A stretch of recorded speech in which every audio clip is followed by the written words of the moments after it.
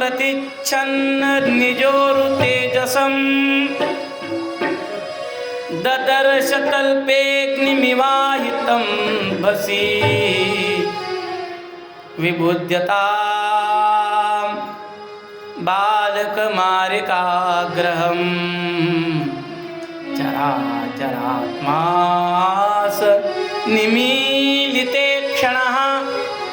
फार गोड शब्द आहे. देवाने तिला पाहिलं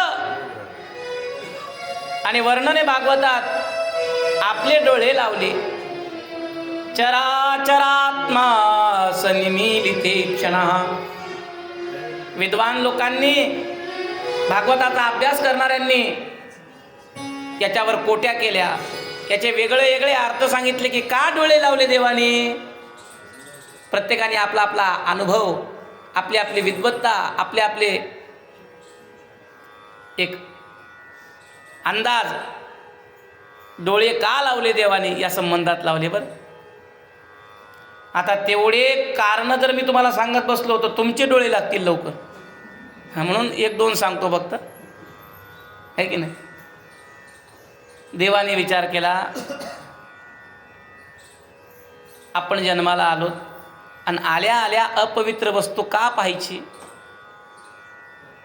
आपल्याला पुढे खूप चांगले कामं करायचे, तर सुरुवातच जर वाईटपासून झाली पाहण्यापासून, माणसं म्हणतात की नाही, एखादं चांगलं कार्य असलं की अपशकुन होऊ नये.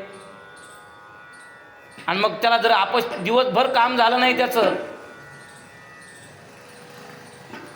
मग संध्याकाळी रागा रागा घरी येतो आणि बायकोला म्हणतो की इतका फिरलो, एक धड काम झालं नाही. कोणाचं रामपर्यात तोंड पाहिलं की बायको म्हणती दाढी करायला आरशासमोर तुम्हीच होते.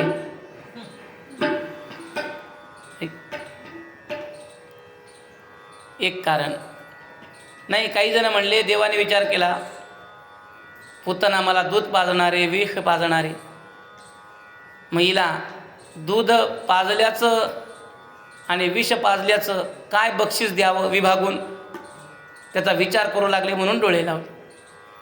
काही जण म्हणले तसं नाही, भगवान महादेवाला त्यांनी सांगितलं की महादेवा तुम्ही काल विष पिलं होतं समुद्र मंथनातलं, आणि ही पुतना मला विष पाजायला आली, मला विष कसं प्यावं याचा अभ्यास नाही, ते विष पिण्याकरता आपण माझ्या जिभेवर येऊन बसता का काही क्षण, म्हणून डोळे लावले. अनेकांनी अनेक पद्धतीनं आपली आपली अनेक मतं मांडली, पण एवढं खरं आहे, देवाने डोळे लावले.